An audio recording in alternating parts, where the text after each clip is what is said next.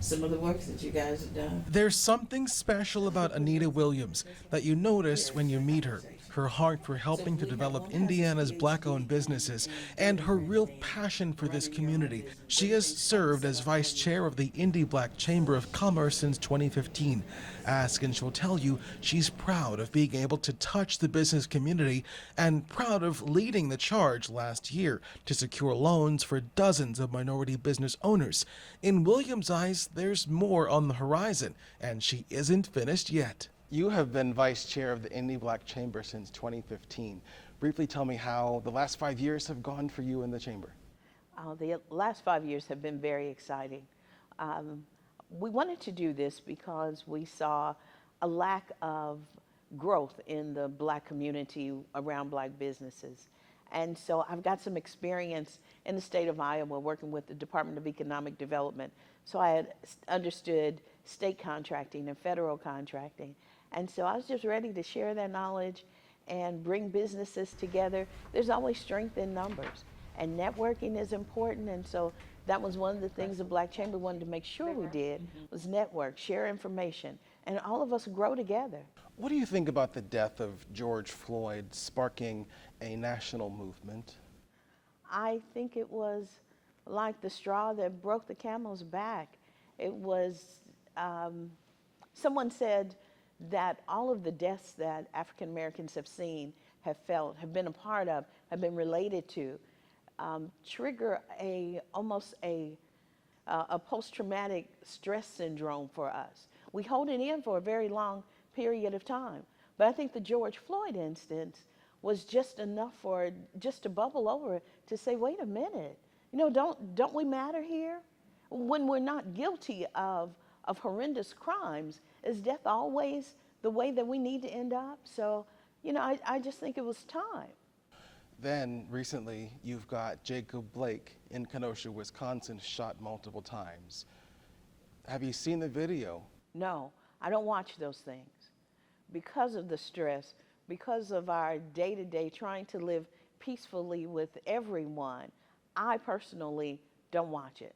I do hear about them, and it's hard for me not to.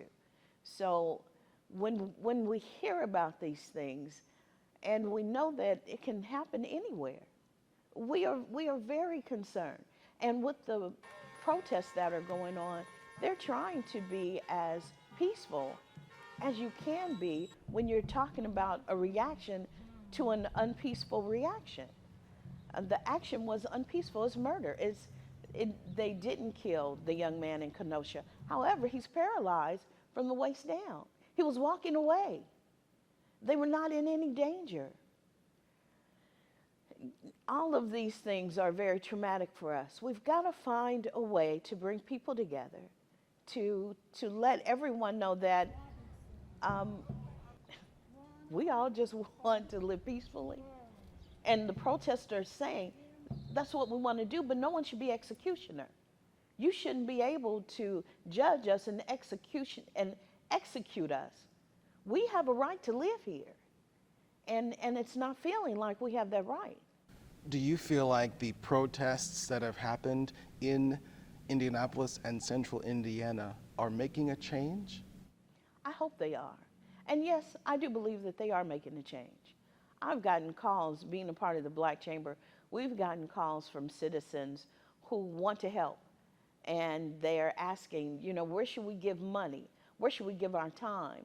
We have brought on a new mentor. We have a mentoring program with the Black Chamber. And a lady from Fishers has called, and she was retired in HR. She said, how can I help the Black Chamber?